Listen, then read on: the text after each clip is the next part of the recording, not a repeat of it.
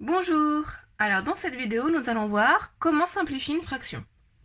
Alors qu'est-ce que ça veut dire simplifier une fraction? Ça veut dire trouver une fraction qui lui est égale, mais avec un numérateur et un dénominateur qui sont plus petits.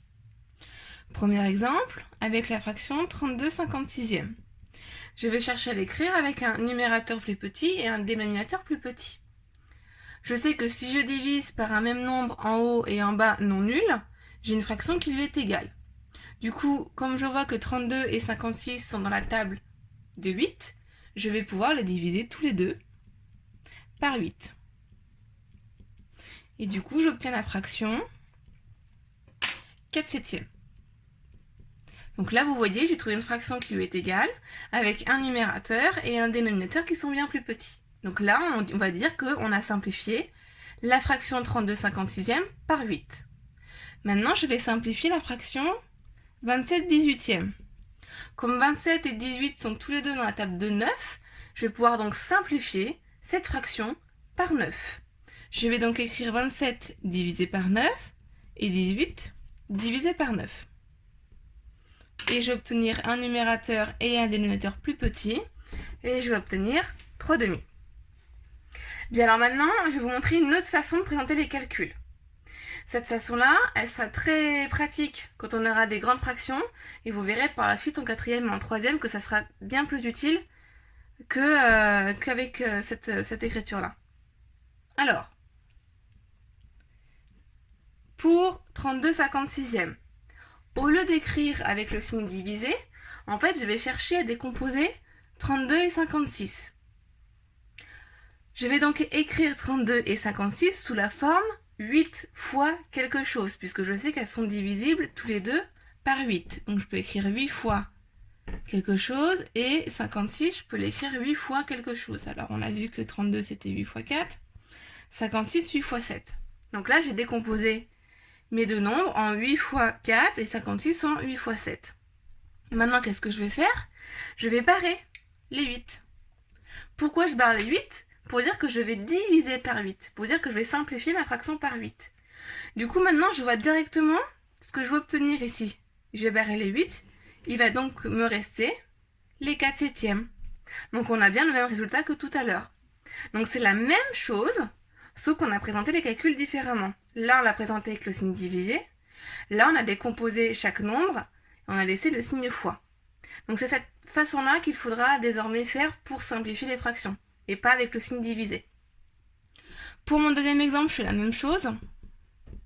Je vais cette fois-ci écrire, donc comme 18 et 27 sont divisibles par 9, je vais donc écrire 27 9 fois quelque chose, et 18 9 fois quelque chose. Donc 27 c'est 9 fois 3, et 18 c'est 9 fois 2.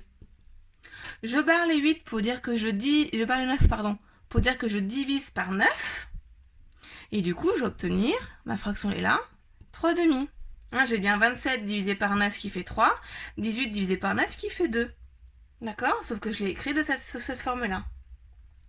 Alors maintenant, un autre exemple qui n'est pas dans la leçon, on va chercher à simplifier la fraction 45/60e. Donc là, je vois que mes deux nombres sont divisibles par 5. Alors, il faut connaître ces tables pour pouvoir faire ça, mais il faut aussi connaître les critères de divisibilité que je vous ai rappelés dans la leçon. Hein, mes deux nombres se terminent par 0 et 5, donc je sais qu'ils sont divisibles par 5. Donc je vais pouvoir les diviser tous les deux par 5. Donc je vais écrire 45 sous la forme 5 fois quelque chose, et 60 sous la forme 5 fois quelque chose. Alors, 45 bien sûr c'est 5 fois 9, et 60 c'est 5 fois 12.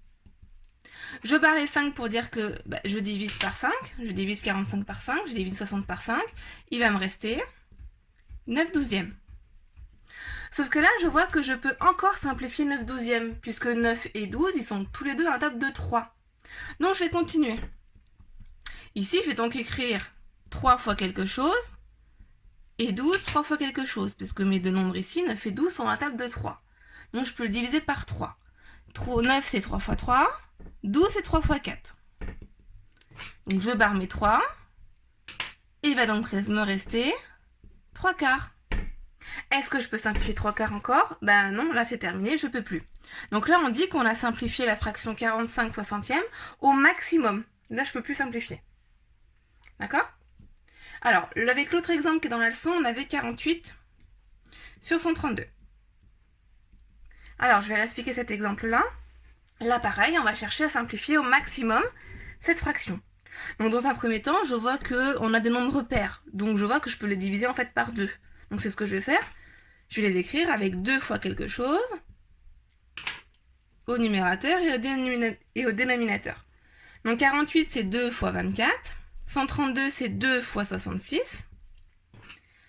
Je barre les deux pour dire que je divise par 2. Et du coup, j'obtiens 24, 66. 24 66e, je pourrais encore les diviser par 2, puisqu'ils sont pairs tous les deux. Sauf que là, je vais aller un petit peu plus vite. Je vois aussi qu'ils sont dans la table de 6, puisque 24, c'est 6 fois 4, et 66, c'est 6 fois 11. Donc, je vais écrire 24, 6 fois 4, 66, 6 fois 11. Je barre mes 6, et j'obtiens 4 onzièmes. Est-ce que je peux simplifier davantage 4 onzièmes? Non. Donc, c'est terminé. J'ai simplifié au maximum la fraction. J'aurais pu aller encore plus vite, parce que là, je l'ai fait en 2 fois. J'aurais pu aller encore plus vite en simplifiant directement, je vous l'ai mis dans la leçon, par 12. Puisque j'ai simplifié une première fois par 2, une deuxième fois par 6, donc au total, j'ai en fait simplifié par 2 fois 6, 12. Donc, ici, je peux écrire 48, c'est 12 fois 4. Et 132, c'est 12 fois 11. Et du coup, on a directement mon 4 onzième. Alors ça, c'est pas ce que je vous demande, d'accord? Vous pouvez le faire en plusieurs étapes. Là, j'ai fait en 2, on aurait pu le faire en 3 étapes. Vous faites le nombre d'étapes que vous voulez. Le principal, c'est d'arriver à la fraction simplifiée. Simplifier au maximum quand on vous le demande. Donc voilà comment on présentera les calculs. Donc pas avec le signe divisé, mais sous cette forme-là. Alors, je vais aussi vous montrer sur la calculatrice. Sur la calculatrice, elle peut aussi simplifier. Comme ça, vous pouvez vérifier si vous avez juste ou pas. Donc là, vous avez la touche pour les fractions.